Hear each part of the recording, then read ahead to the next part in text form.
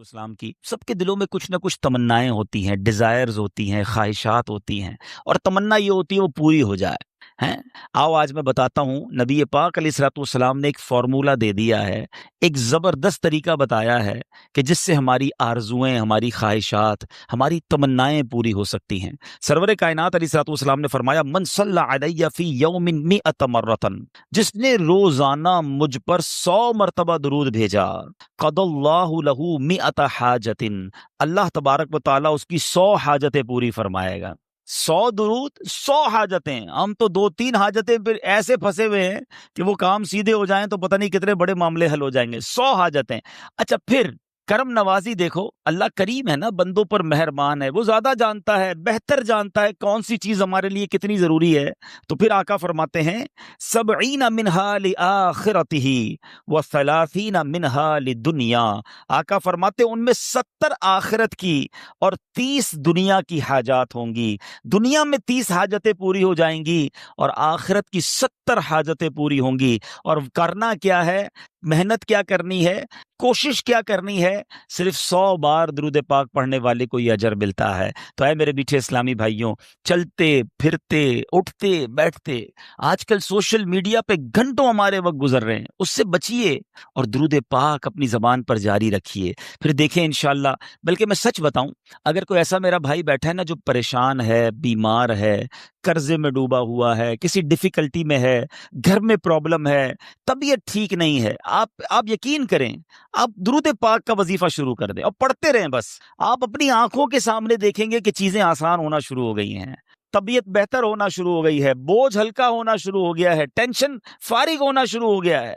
मसला यही तो है कि प्रॉब्लम में, मुश्किल में हम सबको याद करते हैं, सबके पास जाते हैं, नहीं पुकारते तो अपने रब को नहीं पुकारते, अल्लाह के हबीब अलैहिस्सलातु वस्सलाम पर दुरूद नहीं पढ़ते। तो अपनी आदत बनाएं। और दुरूद पाक तो कब कब किस किस को काम आया है। अगर मैं ये कहूं ना कि मेरी और आपकी दुनिया में आमद का एक सबब भी हम सब की जो तख्लीक हुई है, हमारे जद्दे अमजद कौन है, हम किसकी औलाद हैं? हजरत आदम अलैहिस्सलाम की। अच्छा माशाल्लाह, हजरत आदम यानी हमारी अम्मी हुजूर फिर कौन हुई? बीबी हव्वा। माशाल्लाह, इतना तो पता है ना। हजरत आदम और बीबी हव्वा का रिश्ता कैसे हुआ आपको पता है? ये निकाह कैसे हुआ, ये रिश्ता हुआ, ये जोड़ा बना तो ये सिलसिला बनी आदम शुरू हुआ ना, औलाद शुरू हुई और बढ़ते बढ़ते बढ़ते आज हम सारे दुनिया में आ गए। हमें आदमी कहा क्यों जाता है? हम हजरत आदम अलैहिस्सलाम की औलाद है ना। अब आओ बताता हूं, ये पहला निकाह, ये पहला रिश्ता, ये पहला जो जोड़ा बना वो कैसे बना। सुभान अल्लाह। अब इसके बारे में ये आता है कि जब अल्लामा नबहानी रहमतुल्लाह तआला नकल करते हैं कि जब अल्लाह अज़्ज़ा वजल ने हजरत आदम अलैहिस्सलाम को पैदा किया, उन्होंने आंखें खोली तो अर्श पर इसमें मोहम्मद सल्लल्लाहु अलैहि वसल्लम लिखा हुआ देखा। हजरत आदम के दुनिया में आने से पहले ही मेरे आका का चर्चा है, नबी पाक का नाम अर्श पर लिखा हुआ है।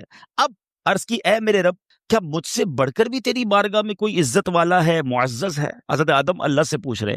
इरशाद फरमाया, हाँ, ये नाम तेरी औलाद में से एक नबी अलैहिस्सलातु वस्सलाम का है जो तुझसे बढ़कर मेरे यहाँ मुअज़्ज़ज़ है। हजरत आदम से कहा जा रहा है कि तुझसे बढ़कर मेरे यहाँ मुअज़्ज़ज़ हैं।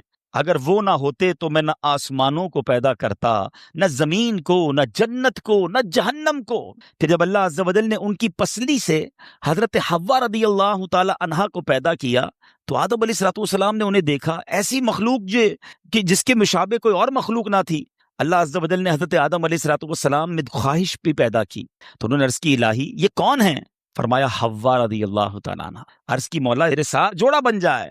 इरशाद हुआ, तुम इसका मेहर अदा करो। अर्ज़ की, मौला मेहर क्या है? इरशाद फरमाया, उस नाम वाले पर 10 मरतबा दुरूद भेजना है। जिसका नाम अर्श पे देखा है ना, उसके नाम पर 10 बार उस नाम वाले पर दुरूद भेजो। तो कहा, ए अल्लाह, मैंने ऐसा कर लिया तो क्या मेरा जोड़ा हो जाएगा, है मेरा जोड़ा बन जाएगा? फरमाया, हाँ। अब हजरत आदम अलैहिस्सलातु वस्सलाम ने 10 बार दुरूद पाक पढ़ा और ये मेहर बना। हजरत आदम अलैहिस्सलातु वस्सलाम और बीबी हव्वा रदियल्लाहु ताला अन्हा के दरमियान जोड़ा बनने का रिश्ता हुआ और اس کے بعد یہ ساری کائنات میں جو ہم دنیا میں آئے تو گویا پتہ چلا کہ وجہ تخلیق کائنات، یہ تو اس حدیث سے بھی پتہ چل گیا کہ نبی پاک علیہ الصلوۃ والسلام کے لیے یہ کائنات بنائی گئی۔ اور سبحان اللہ، حضرت آدم علیہ الصلوۃ والسلام کا جو بی بی حوا سے جوڑا بنتا ہے، اس کا مہر بھی نبی پاک پر درود پڑھنا ہے۔ اب سوچئے کب سے نبی پاک پر درود بھیجا جا رہا ہے، کب سے میرے آقا کا چرچا ہے۔ اللہ اکبر۔ شاعر لکھتے ہیں نا کہ یہ کائنات بنائی کیوں گئی، اتنی سجائی کیوں گئی، سبحان اللہ۔ وہ کہتے ہیں کہ خدا کیوں نہ کرتا آرائشیں بزم انکا میں، خدا کیوں نہ کرتا آرائشیں دنیا کے ساما میں، تمہیں دولہا بنا کے بھیجنا تھا بزم انکا میں۔ یہ ساری کائنات ہی سجائی گئی ہے نبی پاک علیہ الصلوۃ والسلام کے لیے۔ مولانا حسن ادا خان صاحب لکھتے ہیں نا، کونین بنائے گئے سرکار کی خاطر، کونین بنائے گئے سرکار کی خاطر، کونین کی خاطر تمہیں سرکار بنایا، ایسا تجھے خالق نے طرح دار بنایا، یوسف کو تیرا طالب دیدار بنایا۔ حضرت آدم علیہ السلام نے جب یہ سوال کیا ہوگا، ذرا امیجن کریں کہ یا اللہ مجھ سے بڑھ کر بھی کوئی تیرے یہاں عزت والا ہے، تو بتایا کیا گیا ہے تیری اولاد میں، آنا تیرے بعد بظاہر ہے مگر تجھ سے بھی زیادہ عزت والا ہے۔ سیدی اعلیٰ حضرت امام اہل سنت بڑا پیارا شعر لکھتے ہیں کہ جب سے حضرت آدم علیہ السلام کو یہ پتا چلا کہ میری اولاد میں کوئی ایسی شخصیت نے بھی آنا ہے جو رب کے یہاں اتنا مقبول ہے، تو اس کی یاد میں حضرت آدم علیہ السلام گویا گم رہا کرتے۔ سبحان اللہ۔ سیدی اعلیٰ حضرت لکھتے ہیں کہ حضرت آدم علیہ السلام کیا کہا کرتے کہ ظاہر میں میرے پھول ہیں، حقیقت میں میری اصل۔ بعد میں آنے والا تنے کے تنا جو ہے اس کے بعد پھول آتا ہے نا، کہتے ظاہر میں تو میرے پھول ہیں، حقیقت میں میری اصل، اس گل کی یاد میں یہ صدا بلبشر کی ہے۔ ابو البشر کہتے ہیں حضرت آدم علیہ السلام کو، وہ اس وقت بھی نبی پاک کو یاد کرتے تھے کہ ایک پھول نے آنا ہے، لیکن باغ سجایا اسی کے لیے گیا ہے، سب ساری کائنات سجی اسی کے لیے ہے۔ سیدی اعلیٰ حضرت لکھتے ہیں نا، کیا خوبصورت بات لکھتے ہیں، انہی کی بو مایہ سمن ہے، انہی کا جلوہ چمن چمن ہے، انہی سے گلشن مہک رہے ہیں، انہی کی رنگت گلاب میں، آقا ہی کا سب کچھ ہے، انہی کا سب یہ سجایا ہوا، ان کے صدقے سے یہ ساری کائنات بنی ہے۔ اللہ بس نبی پاک کا سچا غلام بنا لے، آقا اپنی غلامی میں قبول فرما لے، نبی پاک کا ذکر زبان پر جاری ہو جائے۔ فضول باتوں سے بچاؤ اپنے آپ کو، نکلو ان فضول باتوں سے، اپنی زبان کو ذکر و درود سے تر رکھو۔ انشاءاللہ اگر یہ زبان درود پڑھتی رہی تو ضرور نبی پاک رحمت کی نگاہ فرمائیں گے، اپنے غلاموں پر وہ بڑے مہربان ہیں۔ اور یاد رکھو، امیر اہل سنت لکھتے ہیں نا، آپ عطار کیوں پریشان ہیں، عاشقوں پر تو وہ مہرباں ہیں، ان پہ رحمت وہ خاص کرتے ہیں جو مسلمان سلام کہتے ہیں۔ آپ سلام کہیے تو صحیح، درود پڑھیے تو صحیح، پھر دیکھو کیسے پھر مہربانی ہوتی ہے۔ تو اب نیت کرتے ہیں انشاءاللہ، اب تو ویسے بھی رجب کا مہینہ، پھر شعبان، پھر رمضان، مبارک مہینے آ گئے ہیں کہ اب کثرت سے درود پاک پڑھیں گے انشاءاللہ۔ آئیے محبت کے ساتھ بآواز بلند درود پاک پڑھ لیں۔ صلو علی الحبیب صلی اللہ تعالی علی محمد صلی اللہ علیہ وسلم۔ حضرت منصور بن عمار رحمۃ اللہ تعالی علیہ ایک روز واز فرما رہے تھے، تو کسی حقدار نے 4 درہم کا سوال کیا، کوئی غریب تھا، مسکین تھا، اس نے 4 درہم کا سوال کیا۔ تو آپ رحمۃ اللہ تعالی علیہ نے اعلان کیا کہ جو اس کو 4 درہم دے گا میں اس کو 4 دعائیں دوں گا۔ آپ نے، اللہ کے ولی تھے، آپ نے فرمایا جو اس کو 4 درہم دے گا میں اس کو 4 دعائیں دوں گا۔ اس وقت ایک غلام گزر رہا تھا، خود بھی غریب تھا، مگر اللہ کے ولی کی ایک ایسی شاندار آواز سنی کہ 4 دعائیں ملیں گی، تو اس نے کیا کیا، اپنے پاس اس کے 4 درہم تھے وہ اس نے غریب کو دے دیے، اس سائل کو دے دیے۔ تو حضرت نے کہا کہ اب بتاؤ کون سی 4 دعائیں کروانی ہیں؟ کہ حضرت پہلی دعا تو کر دیں کہ میں غلامی سے آزاد کر دیا جاؤں، غلام ہوں، غلامی سے میری آزادی ہو جائے۔ نمبر 2، مجھے ان درہم کا بدلہ بھی مل جائے، 4 درہم دے تو دیے، مجھے اس کا بدلہ بھی مل جائے۔ تیسری دعا حضور یہ کر دیں مجھے اور میرے آقا کو توبہ نصیب ہو جائے۔ چوتھی دعا یہ کر دیں کہ میرے آقا کی، آپ کی اور تمام حاضرین کی بخشش ہو جائے۔ 4 بڑی پیاری دعائیں کروا لی اس نے جناب۔ اب آقا کے پاس جب وہ غلام پہنچا تو آقا کہتا اتنی دیر کیوں ہو گئی، کدھر رہ گئے تھے بھائی، کئی کام سے بھیجا تھا، اتنا لیٹ؟ کہتا ہے حضور ایسا ایسا ماجرا ہوا، راستے میں حضرت منصور اللہ کے ولی وہ کہہ رہے تھے جو 4 درہم دے دے میں 4 دعائیں کروں گا، میں نے تو 4 درہم دی اور 4 دعائیں کروا کے آیا ہوں۔ کہا اچھا بتاؤ دعائیں کون سی تھیں، پہلی دعا بتاؤ۔ کہا حضور میں نے پہلی دعا تو کی کہ اللہ مجھے غلامی سے آزاد کر دے، آقا کہتا ہے جا تو غلامی سے آزاد ہے. پہلی دعا فوراً قبول ہو گئی نا. پہلے آقا کو دعا سنائی, آقا کہتا جا تو غلامی سے آزاد. کہا بتا دوسری دعا کون سی کروا کے آیا؟ کہا حضور دوسری دعا میں نے یہ کی کہ جو 4 درم میں نے دیے ہیں مجھے اس کا بدلہ مل جائے. غریب آدمی تھا ظاہر ہے. تو آقا نے کہا کہ میں نے تجھے 4 درم کے بدلے 4000 درم دیے. ارے بھائی واہ بھائی. تیسری دعا بتا کون سی کروا کے آیا؟ کہا حضور تیسری دعا میں نے کی کہ مجھے اور میرے آقا کو گناہوں سے توبہ کی توفیق نصیب ہو. یہ سنتے ہی آقا واقعی آقا تھا, اس کی زبان پر استغفار جاری ہو گیا. کہنے لگا یا اللہ میں اپنے پچھلے سارے گناہوں سے توبہ کرتا ہوں. کہا بتا چوتھی دعا کیا کروائی تھی؟ کہا حضور چوتھی دعا یہ تھی کہ آپ کی یعنی میرے آقا کی, میری اور تمام حاضرین اجتماع کی مغفرت ہو جائے. یہ سن کر آقا نے کہا 3 باتیں تو میرے اختیار میں تھیں, وہ میں نے کر لی, چوتھی میرے ہاتھ میں نہیں ہے. مغفرت کرنا تو اللہ کا کام ہے نا. اسی رات آقا نے خواب میں کسی کہنے والے کو سنا کہ جو تمہارے اختیار میں تھا وہ تم نے کر دیا, اور میں ارحم الراحمین ہوں, میں نے تمہیں, تمہارے غلام کو, منصور بن عمار کو اور تمام حاضرین کو بخش دیا ہے. کیا بات ہے, کیا بات ہے, سبحان اللہ. ہیں یہ میرے میٹھے اسلامی بھائیوں, یہ واقعہ جو ہے یہ کتنی زبردست موٹیویشن ہے کہ ہمیں نہیں پتا ہوتا کسی غریب کی مدد کر کے, کسی محتاج کی مدد کر کے, کسی پریشان حال بندے کی مدد کر کے ہم کبھی کبھی ایسی دعا لے لیتے ہیں کہ ہمیں اندازہ بھی نہیں ہوتا, اور وہ ایسی دعا دے دیتا ہے کہ بگڑی بن جاتی ہے, مشکلیں ٹل جاتی ہیں. یہ دعائیں لینے والے بنیے, اللہ کی راہ میں خرچ کریں گے. آج واقعی میں صحیح بتا رہا ہوں, تو یہ بعض اوقات ایک کیفیت ہوتی ہے انسان کی کہ جب انسان کسی کی مدد کرتا ہے یا کوئی ایسا کام کرتا ہے جس سے کسی کے دل سے دعا نکلتی ہے. اور یہ تو اللہ کے ولی تھے نا, انہوں نے ہاتھ اٹھا کر یہ 4 دعائیں کی. تو سیکھنے کو یہ ملا کہ بعض اوقات اللہ کی راہ میں خرچ کر کے ہم وہ حاصل کر سکتے ہیں جو برسوں میں حاصل نہیں کر سکتے. وہ نعمتیں, وہ برکتیں حاصل ہو جاتی ہیں, وہ پریشانیاں دور ہو جاتی ہیں. کیونکہ روایتوں کا مضمون ہے کہ صدقہ بیماریوں کو ٹالتا ہے, صدقہ برائی کے 70 دروازے کو بند کرتا ہے, صدقہ بلا کو نیچے نہیں اترنے دیتا. ایک بڑی بات یاد رکھیے گا, ہمیں نہیں پتا ہوتا, ہم صبح اٹھتے ہیں مثال کے طور پہ اور کوئی بلا آنے والی ہوتی ہے. حدیثوں کا مضمون ہے جب انسان صدقہ دیتا ہے نا تو بلا اوپر سے اترتی ہے, صدقہ جا کے اسے روک لیتا ہے, انٹرسپٹ کرتا ہے, اور یہ لڑائی جاری رہتی ہے. صدقہ بندے پر بلا اترنے نہیں دیتا. اب بعض اوقات کیا ہوتا ہے, کئی لوگ ہوں گے جو بیانات بھی سنتے ہیں, کتابوں میں بھی پڑھتے ہیں کہ اللہ کی راہ میں 1 خرچ کرو 10 ملتا ہے. اب وہ ہو سکتا ہے مسجد میں ڈبے میں 100 روپے ڈالیں اور شام دکان پہ انتظار کر رہے ہوں کہ ابھی تک 1000 روپے بنے نہیں ہیں. مولانا صاحب نے تو کہا تھا 1 کا 10 ہو جائے گا. کسی فقیر کو 10 روپے دیے, انتظار کر رہے ہیں, 100 روپے کہاں ہے بھائی, ملٹی پلائی بائی 10 ہو کے ملنا چاہیے تھا. تو ہم صرف مالی فائدہ سوچ رہے ہیں. میں آپ سے پوچھنا چاہتا ہوں, آپ نے اللہ کی راہ میں خرچ کیا 1000 روپے, 10,000 روپے یا 1 لاکھ روپے, اور اب آپ منتظر ہیں کہ ملٹی پلائی ہو جائے. لیکن کیا معلوم آپ کے گھر میں آگ لگنے والی تھی, کیا معلوم آپ کا روڈ پر ایکسیڈنٹ ہونے والا تھا, کیا معلوم آپ کا بچہ جو باہر کھیل رہا تھا اس پر کوئی خطرناک بلا آنے والی تھی. مگر آپ نے جو صدقہ دیا اس سے وہ بلا ٹال دی گئی. مجھے بتاؤ وہ 1000 کا 10,000 ہونا اچھا تھا یا ہم پر اتنی بڑی بلا کا ٹلنا اچھا تھا؟ تو ہمیشہ اللہ کی راہ میں صدقہ دیجئے, آپ یقین کریں آپ خوشحال ہو جائیں گے, آپ کی مشکلیں آسان ہوں گی. مگر دوبارہ وہی بات کروں گا کہ نیت اچھی ہو. صدقہ دیتے وقت, خرچ کرتے وقت, کسی کی مدد کرتے وقت احسان نہ جتانا. یاد نہیں تجھے تیرے بچے کی شادی میں نے کرائی تھی؟ بھول تو نہیں کیا قرضہ میں نے دیا تھا؟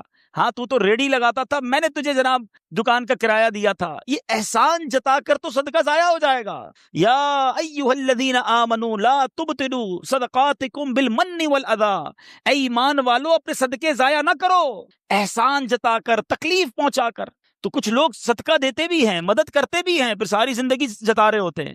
تو یہ بربادی ہے, یہ نہ کریں. بس اللہ کے لیے, اللہ کی رضا کے لیے آپ خرچ کریں اور پھر دیکھیں اس کی برکتیں کیسے ملتی ہیں. قرآن میں اللہ تبارک و تعالی اپنی راہ میں خرچ کرنے والوں کو کیسا مجدہ سناتا ہے, کیسی خوشخبری ہے, کیسا فرمان ہے. اللہ فرماتا ان المصدقین والمصدقات واقرضوا اللہ قرضا حسنا یضاعف لهم ولهم اجر کریم. بے شک صدقہ دینے والے مرد اور صدقہ دینے والی عورتیں اور وہ جنہوں نے اللہ کو اچھا قرض دیا ان کے دونے ہیں اور ان کے لیے عزت کا ثواب ہے. اب کمال یہ ہے, یہ ایک جگہ نہیں, قرآن میں کئی جگہ اللہ تبارک و تعالیٰ نے قرض کا لفظ استعمال کیا ہے. کوئی اللہ کو جو اچھا قرض دے؟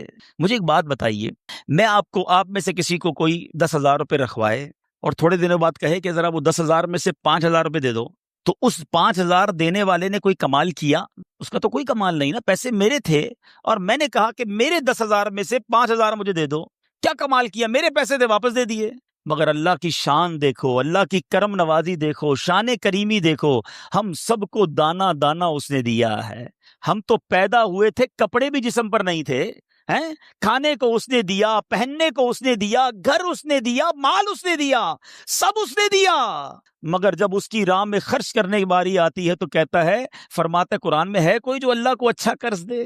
اللہ کا مال ہے، ہم نے کیا کمال کرنا تھا؟ ہم خرچ کرتے، وہ کچھ بھی نہ دیتا اس کے بدلے، پھر بھی اسی کا مال تھا۔ مگر مہربانی دیکھو، مال بھی وہ دیتا ہے، توفیق بھی وہ دیتا ہے، خرچ کریں تو ثواب بھی وہی دیتا ہے، عطا بھی وہی کرتا ہے۔ اور علماء نے بڑی زبردست اس میں ڈیبیٹ کی ہے، مفسرین نے بحث کی ہے کہ جناب ان آیتوں میں قرض کا لفظ کیوں لایا گیا؟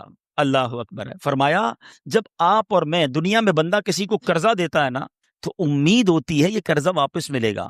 اگر امید نہ ہو تو پھر یہ قرض نہیں ہے، پھر تو تحفہ ہو جائے گا نا۔ آپ کسی کو تحفہ دے دیں تو آپ کو پتہ یہ واپس نہیں آئے گا، لیکن قرضہ دیتے وقت آپ طے کرتے ہیں کتنے دنوں میں دو گے، کب دو گے، کیسے لوٹاؤ گے، تھوڑی مندہ معلومات بھی کرتا ہے، یار قرضہ دے رہا ہوں واپس ملے گا نہیں ملے گا۔ تو قرض کے جب بھی لفظ لون آئے گا، قرض آئے گا، اس کا مطلب یہ کہ یہ واپس ملنا ہے۔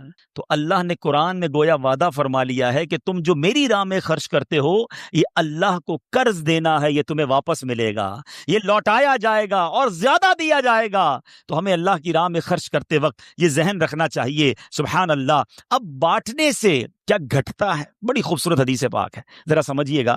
ایک بار حضرت عائشہ صدیقہ رضی اللہ تعالی عنہا سے مروی ہے کہ اہل بیت نے، نبی پاک کے گھر والوں نے ایک بکری ذبح کی اور پیارے آقا علیہ الصلوۃ والسلام تشریف لائے، بکری ذبح کی اور انہوں نے کچھ تقسیم بھی کر دی۔ حدیث کا مضمون ہے، نبی پاک آئے اور ارشاد فرمایا کہ اے عائشہ کیا بچا ہے؟ بکری کو کاٹا تھا، تقسیم کی، کیا بچا ہے؟ عرض کی گئی کہ حضور کاندھے کے سوا کچھ نہیں بچا ہے، کاندھے کا گوشت بچا لیا گیا ہوگا، باقی بانٹ دیا۔ نبی پاک نے ایک جملے میں ساری بات سمجھا دی، اگر آپ سمجھ جائیں۔ آقا نے فرمایا عائشہ کاندھے کے سوا سب بچ گیا ہے۔ بات آ رہی ہے سمجھ میں؟ کہا کیا گیا؟ حضور کاندھا بچ گیا ہے، کاندھے کے سوا کچھ نہیں بچا۔ اور نبی پاک نے فرمایا کاندھے کے سوا سب بچ گیا ہے، یعنی جو بٹ گیا ہے وہ بچ گیا ہے۔ یہ ذہن بنا لو کہ آج میں نے اور آپ نے جو اللہ کی راہ میں خرچ کیا وہی بچا ہے، ورنہ باقی تو ہم کھا کے ختم کر دیں گے نا۔ اگر ہم مر جائیں گے تو یہ پیسے تو بچوں کے وراثت میں چلے جائیں گے۔ میرے لیے کیا بچا ہے؟ میرے لیے وہی بچا یا نور اللہ۔ درود پاک پڑھنے کے بے شمار فضائل و برکات ہیں، بہت سارے واقعات، بہت ساری حدیثیں فضائل درود میں ملتی ہیں، مگر بعض اوقات ایسا ہوتا ہے کہ کچھ لوگ یہ سمجھتے ہیں کہ درود پاک بڑی اچھی چیز ہے، پڑھ لیں تو بڑا کمال ہے، لیکن نہ پڑھیں تو کوئی پرابلم نہیں ہے۔ نارملی درود پاک کو لوگ گرانٹڈ لے لیتے ہیں، ایسا نہیں ہے۔ درود پاک بعض موقعوں پر پڑھنا ضروری ہے، اور درود پاک سے دوری بعض اوقات ہلاکت کا سبب بن جاتی ہے۔ ایک حدیث پاک سنیے، اللہ کے حبیب علیہ الصلوۃ والسلام فرماتے ہیں جو درود پاک پڑھنا بھول گیا وہ جنت کا راستہ بھول گیا۔ درود پاک کو چھوڑنا نہیں ہے، یہ جنت میں جانے کا راستہ ہے۔ اب جو میں آپ کو حدیث سنانے جا رہا ہوں نا، اس میں مزید نہ صرف درود پاک کی اہمیت کا اندازہ ہوگا، بلکہ ماہ رمضان اور والدین، ان سب کی اہمیت کا اندازہ ہوگا۔ سرکار دو عالم نور مجسم صلی اللہ تعالی علیہ وسلم ایک بار مسجد نبوی شریف میں ممبر اقدس پر تشریف لے گئے، اور میرے آقا علیہ الصلوۃ والسلام نے ممبر اقدس پر اپنا جب پہلا پیر رکھا، قدم مبارک رکھا تو فرمایا آمین، اگلا قدم رکھا فرمایا آمین، تیسرا قدم مبارک رکھا فرمایا آمین۔ صحابہ کرام کا کمال یہ تھا کہ جب بھی وہ پیارے آقا علیہ الصلوۃ والسلام میں کوئی غیر معمولی چیز دیکھتے تھے، ان یوزول کوئی معاملہ دیکھتے تو فوراً سوال کرتے تھے۔ تو سوال کیا حضور یہ آپ نے ہر قدم مبارک پر آمین فرمایا، اس کے پیچھے کیا حکمت ہے؟ حدیث کا خلاصہ ہے، سرکار دو عالم علیہ الصلوۃ والسلام فرماتے ہیں میرے پاس جبریل امین آئے اور انہوں نے یہ دعا کی کہ یا اللہ جو ماہ رمضان کو پائے اور اپنی مغفرت نہ کروا سکے وہ ہلاک و برباد ہو جائے۔ آقا فرماتے ہیں میں نے اس دعا پر آمین کہا ہے۔ دوسری سیڑھی پر قدم رکھا تو جبریل امین نے دعا کی کہ یا اللہ جو اپنے ماں باپ کو بڑھاپے میں پائے اور ان کی خدمت اسے جنت میں نہ پہنچائے تو وہ ہلاک و برباد ہو جائے۔ آقا فرماتے ہیں میں نے اس دعا پر آمین کہا۔ اور تیسری سیڑھی پر جب قدم رکھا تو نبی پاک علیہ الصلوۃ والسلام فرماتے ہیں کہ جبریل امین نے دعا کی کہ یا اللہ جو نبی پاک علیہ الصلوۃ والسلام کا نام سنے اور آپ پر درود نہ پڑھے وہ بھی ہلاک و برباد ہو جائے۔ میرے آقا فرماتے میں نے اس دعا پر آمین کہا۔ اب ذرا غور کیجئے، سب سے پہلے تو یہ سمجھتے ہیں اس دعا کی امپورٹنس کتنی ہے، اس دعا کا مرتبہ کتنا ہے۔ دعا کرنے والے کون ہیں؟ فرشتوں کے سردار جبریل امین، اور آمین کہنے والے کون ہیں؟ نبیوں کے سردار صلی اللہ تعالی علیہ وسلم، جناب رحمت للعالمین۔ اٹ مینز دعا کے قبولیت میں تو کوئی شک نہیں ہے۔ اب یہ تینوں کام بڑے اہم ہو گئے نا۔ رمضان ملے اور مغفرت نہ ہو، وہ مارا جائے گا، وہ برباد ہو جائے گا۔ لیکن آپ سوچیں کہ رمضان میں میری اور آپ کی مغفرت کا انتظام کیسا کیا رب نے۔ آئے ہائے، قربان جائیں اللہ کی رحمت پر۔ عشرہ رحمت کی آخری گھڑیاں چل رہی ہیں، سبحان اللہ۔ یعنی آپ اگر رمضان کو تھورولی دیکھیں نا تو یہ پورا پیکج ہے کہ کسی طریقے سے میرے بندے بخشے جائیں۔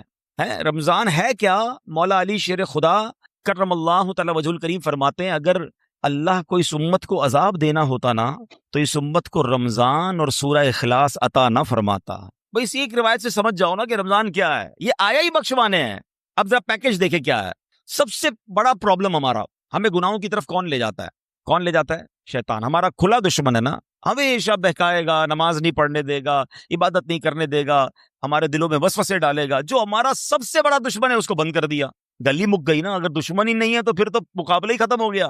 اچھا، شیطان کو بند کیا، جنت کے دروازے کھول دیے، دوزخ کو تالے لگا دیے گئے، اور پھر سبحان اللہ فرمایا کہ روزہ دار کے لیے سمندر میں مچھلیاں سوراخوں میں چونٹیاں بھی دعائیں کرتی ہیں۔ نفل کا ثواب فرض کے برابر، فرض کا ثواب 70 گنا کر دیا۔ روزانہ افطار کے وقت 10 لاکھ گناہگار جہنم سے آزاد کر دیے گئے۔ اچھا، روزانہ رات رحمت کا فرشتہ ندا دے رہا ہے، آسمان سے آوازیں لگائی جا رہی ہیں، ہے کوئی مانگنے والا اس کی توبہ قبول کی جائے، ہے کوئی مغفرت کا سوالی اس کا سوال۔ یعنی جو فقیر ہوتا ہے نا وہ سخی کے در پہ جا کر کہتا ہے کچھ دے دو آپ کی مہربانی، وہاں سے خود ندائیں ہیں کہ مانگ لو جو مانگنا ہے۔ جب بتاؤ، بخشش کا کوئی بہانہ نہیں چھوڑا گیا ہے۔ لیکن اگر پھر بھی رمضان میں کوئی نہ بخشا جائے، جو اس مہینے میں بھی گناہ کرے، روزے نہ رکھے، نمازیں نہ پڑھے، ہیں اس مہینے میں راتوں کو گناہ میں گزارے، راتوں میں پھر برے کام کرے، اب کتنی سخت بات ہے کہ تمہارا دشمن شیطان بند کر دیا پھر بھی تم گناہوں سے باز نہیں آ رہے۔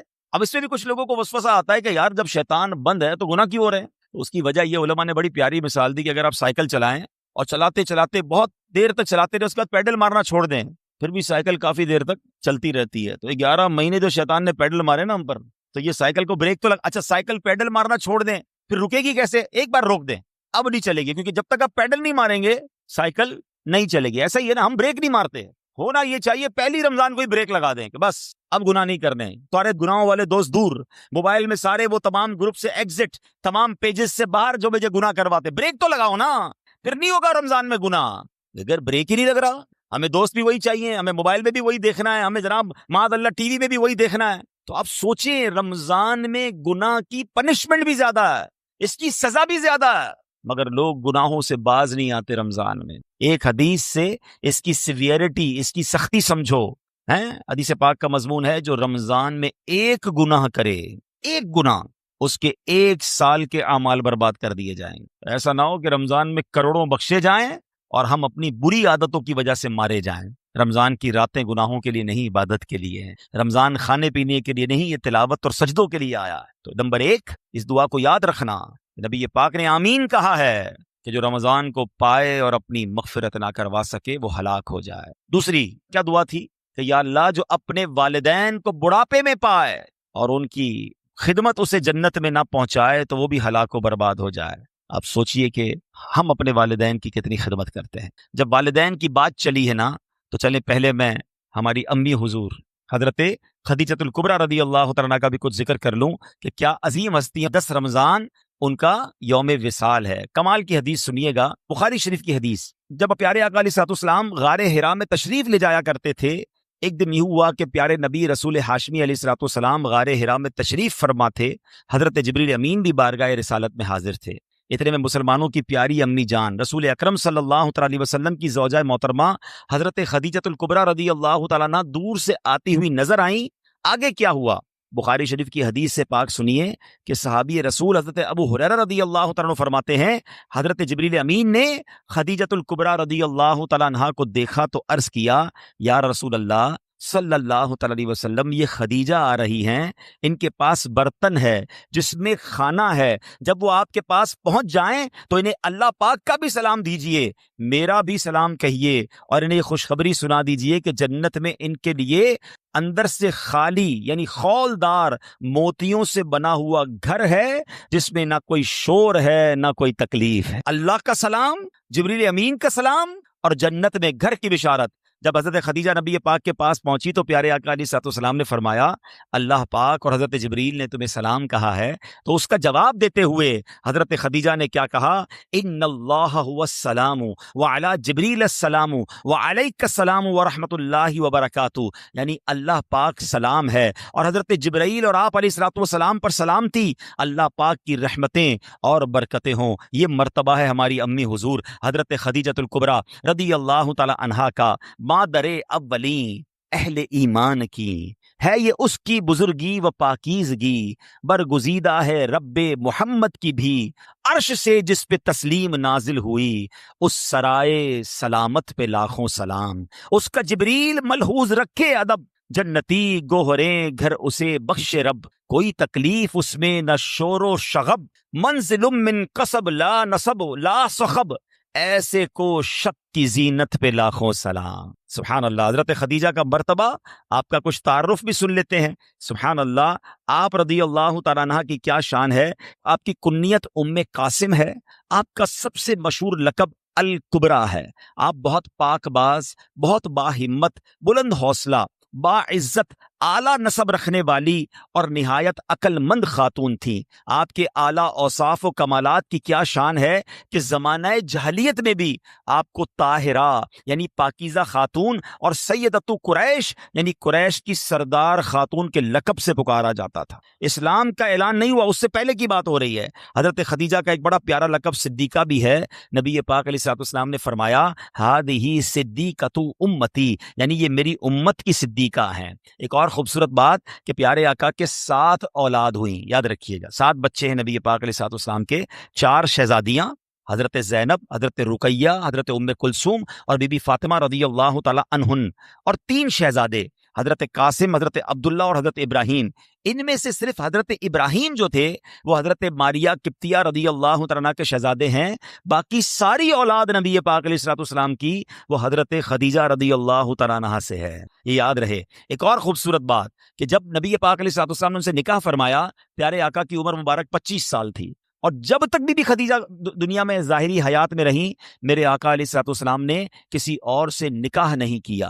اور ایک اور شاندار بات کہ تمام دنیا کے سیدوں کی، حسنی حسینی سیدوں کی جو نانی جان ہیں وہ حضرت خدیجہ الکبریٰ رضی اللہ تعالیٰ عنہ، 65 سال کی عمر میں 10 رمضان المبارک 10 سن نبوی آپ کا وصال مکہ مکرمہ میں ہوا۔ آج بھی آپ کا مزار جنت المعالی مکہ مکرمہ میں موجود ہے۔ اللہ کریم تربت حضرت خدیجہ پر اپنی کروڑوں رحمتوں کی بارش نازل فرمائے اور ہم سب کو ان کے فیضان سے مالا مال فرمائے۔ آپ ایک رول ماڈل ہیں۔ پیارے آقا علیہ الصلوۃ والسلام کی زندگی کا جو سب سے ٹف ٹائم تھا نا، وہ اسلام کا جب اعلان ہوا تھا۔ اس سے پہلے تو لوگ بڑا پیار کرتے تھے نا، آپ کو صادق اور امین کہتے تھے، مگر جب نبی پاک نے اعلان نبوت کیا تو اس کے بعد اپنے پرائے ہو گئے، جان کے دشمن ہو گئے۔ مگر آپ کی زوجہ حضرت خدیجہ نے جو نبی پاک کو حوصلہ دیا، جو آپ کا ساتھ دیا، پیارے آقا علیہ الصلوۃ والسلام اپنی زندگی کے حیات طیبہ کے آخری لمحات تک حضرت خدیجہ کو یاد کرتے تھے کہ خدیجہ نے مجھے اس وقت ساتھ دیا جب میرا کوئی ساتھ دینے والا نہیں تھا۔ تو یہ بات سیکھنی چاہیے ہماری ماؤں بہنوں کو کہ اگر گھر میں مرد کسی مشکل میں ہے، پریشانی میں ہے، تو ہمیں اس کا ساتھ دینا ہے، تانے نہیں دینے، ٹینشن نہیں دینی ہے۔ اور یاد رکھے میری وہ بہنیں اور مائیں جو مشکل وقت میں اپنے شوہر کا، اپنے بھائی کا، اپنے والد کا ساتھ دیتی ہیں، وہ اللہ انہیں سکھ کے دن ضرور دکھاتا ہے۔ اور جو ہم نے سنا، آدھی پھر آتے اس دعا کی طرف، حضرت جبریل نے دعا کی کہ جو اپنے ماں باپ کو بڑھاپے میں پائے اور مغفرت نہ کروا سکے وہ ہلاک ہو جائے۔ تو اس سے سوچنا یہ ہے، اس سے سمجھنا یہ ہے کہ ماں باپ کی کتنی خدمت کرنی ہے، ماں باپ کی کتنی دعائیں لینی ہیں۔ میں آج ایک تحدیث نعمت کے لیے، شاید کسی کو یہ بات ترغیب کے لیے مل جائے، اس لیے بیان کرنے جا رہا ہوں۔ میرے ابو جان تقریباً 30 محرم کو آپ کا وصال ہوا، اللہ پاک ان کی بے حساب مغفرت فرمائے۔ ہمیں یہ ضرور اطمینان ہے کہ मुहर्रम के उसी महीने में आशूरे में उन्होंने उम्रा भी किया था, और हदीस पाक है कि एक उम्रा दूसरे उम्रे तक गुनाहों का कफ़ारा है। वालिद साहब नमाज के लिए घर से निकले थे और रास्ते में चोट लगी, और उसी चोट से वो फिर दुनिया से चले गए, वापस ना आ सके। तो जो राह खुदा में निकलता है, अल्लाह पाक उसको इससे अच्छी क्या मौत होगी कि नमाज की हालत में वो तशरीफ़ ले गए। लेकिन मैंने ये सोचा कि माँ बाप तो चले गए, अगर माँ बाप हयात होते तो हम उनके साथ कोई इफ्तार तो करते ना, हैं, उनकी कोई इफ्तार की दावत तो करते। तो मैंने और मेरे भाई ने मशवरा किया कि अब ना अम्मी हैं ना अब्बू हैं, इनकी मस्जिदें तो हैं, तो क्यों ना हम वहाँ जाकर कुरान खानी करके एक इफ्तार इज्तिमा उनके इसाले सवाब का करें, ताकि उनकी रूह को सवाब पहुँचे और कब्र में भी उन्हें एहसास हो कि उन्हें बच्चे उनके भूले नहीं हैं। ये बात मैं ना करता, मगर मैं इस तरह की बात कर रहा हूँ कि शायद वो लोग जिनके माँ बाप चले गए हैं उनको तरगीब मिले कि खुदा की कसम, आज अगर आपके पास माँ बाप हैं, वल्लाह यू आर सो लकी, जिसके पास माँ बाप भी हैं और रमज़ान भी है। आए हाय हाय, और क्या चाहिए तुम्हें कि माँ के साथ इफ्तार करते हो, वालिद के साथ इफ्तार करते हो, हैं? माँ की दुआएं तुम्हारे साथ हैं और रब की रहमतें बरस रही हैं, इससे अच्छी तो कोई बात नहीं है। तो प्लीज, माँ बाप हैं तो कदर कीजिए, दुआएं लीजिए, इनसे इनको राजी करना, ये तुम्हारे लिए जन्नत का सामान है। हदीस पाक का मजमून है, जिनसे उनके माँ बाप राजी उनसे उनका रब राजी, और अगर माँ बाप नाराज तो रब नाराज। उन्हें नाराज ना करना, हमेशा खुश रखना। और अगर माँ बाप चले गए हैं तो उन्हें भूला ना करो, किसी ना किसी बहाने उन्हें तोहफे पहुंचाया करो। हम क्या तोहफा पहुंचा सकते हैं? अब तो उनको कोई पैसे तो नहीं दे सकते, कोई सूट पीस भी नहीं दे सकते, मगर दुआएं तो दे सकते हैं, सवाब तो पहुंचा सकते हैं। हर बंदा अपनी हैसियत के मुताबिक करे, जरूरी नहीं कि आप बहुत बड़ा इफ्तार इज्तिमा अम्मा जान के लिए करेंगे तो ही सवाब पहुंचेगा, पूरी मस्जिद बनाएंगे। हर बंदा अपनी हैसियत के मुताबिक, आप मस्जिद में एक ईंट लगा दे, अगर आपकी जितनी हैसियत है। आप 2 खजूरें किसी को खिला दें कि ये मेरे अब्बू के नाम की एक खजूर, ये मेरी वालदा के नाम की एक खजूर, उन्हें पता तो चले, उन्हें उनकी रूह को एहसास तो हो कि बच्चों ने याद रखा है, भूल नहीं गए, भूली बिसरी दास्तान नहीं बन गए हम। और आज आप अपने माँ बाप को याद रखेंगे, कल आपके बच्चे आपको मरने के बाद याद रखेंगे। तो ये सिलसिला आगे बढ़ना चाहिए। माँ बाप की वजह से हम जो कुछ हैं आज हैं, अल्लाह जो हमें अताएं फरमा रहा है, उन्होंने दिन रात हमारे लिए दुआएं की हैं, तो हमें उनकी कब्र में उन्हें राहत पहुंचानी चाहिए, वक्तन फवक्तन उन्हें तोहफे भिजवाने चाहिए। ईद आती थी तो माँ को सूट पीस देते थे ना, माँ को तोहफा देते थे। अब नहीं दे पा रहे तो कोई मस्जिद में सदका जारिया वाला काम करके अम्मी को सवाब पहुंचा दें, किसी गरीब का भला कर दें, नीयत ये करें कि मैं अपने माँ बाप के लिए कर रहा हूँ। आपको पता है माँ बाप के लिए इसाले सवाब करना कितनी बड़ी नेमत है। जो बच्चा अपने माँ बाप के लिए हज करता है ना,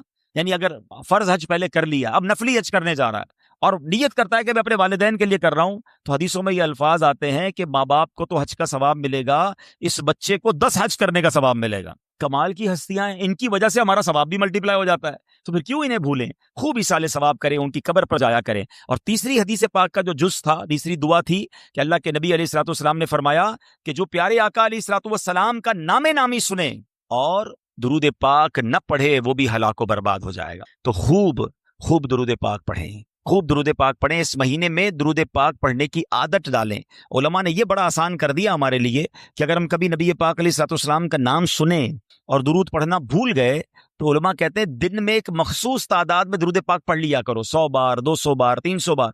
तो पूरे दिन में जितनी बार भी नामे नामी सुना होगा, लिया होगा, दुरूद नहीं पढ़ सके, तो अब जो ये पढ़ोगे, ये पढ़ना कायम मकाम हो जाएगा। तो अल्लाह करीम से मैं दुआ करता हूं कि रब्बे करीम हमें माह रमज़ान की कदर नसीब फरमाए, अपने वालिदैन की कदर नसीब फरमाए, हमें दुरूद पाक की कसरत करने की तौफीक अता फरमाए। रमज़ान में तरावी में जीना चुराया करें। कुछ लोगों को देखा है शुरू में 3-4 दिन आते हैं फिर गायब हो जाते हैं, या 2-5 रोज़ा 10 रोज़ा तरावी पढ़ के समझते हैं तरावी माफ़ हो गई है। तरावी सुन्नत मुअक्कदा है। आपको पता है तरावी का सवाब कितना है? रमज़ान में हर सजदे पर अल्लाह करीम 1500 नेकियां अता फरमाता है। हर सजदे पर जन्नत में सुर्ख याकूत का एक घर अता किया जाता है। हाय हाय हाय, इतनी इतनी अल्लाह ने रहमतें आसान कर दी, फिर हम तरावियों से भाग जाते हैं। तरावी भी पढ़ें, नवाफिल भी पढ़ें, तहज्जुद भी पढ़ें, अल्लाह तौफीक दे इशराक चाश भी पढ़ें, रग़बत करें। ये वक्त आया, आपको पता है पिछले रमज़ान में कई लोग हमारे साथ थे, क्या पता और आज नहीं है, क्या पता अगले रमज़ान में हम ना हो। तो इस रमज़ान को अपना आखिरी रमज़ान समझें और खूब इबादतें कर लें। ये बख्शवाने आया है तो कर लीजिए जितनी नेकियां करनी हैं। और आखिर में अर्ज ये है कि इस महीने में सखावत भी कीजिए, अपनी हैसियत के मुताबिक अपने गरीब रिश्तेदारों की मदद कीजिए, दीगर मुसलमानों की मदद कीजिए। और उसके बाद मेरी गुजारिश है अपनी दावत इस्लामी का भी साथ दें। अल्लाह पाक अमल करने की तौफीक अता फरमाए। अल्लाह पाक इस महीने की बरकतें हम सबको नसीब फरमाए।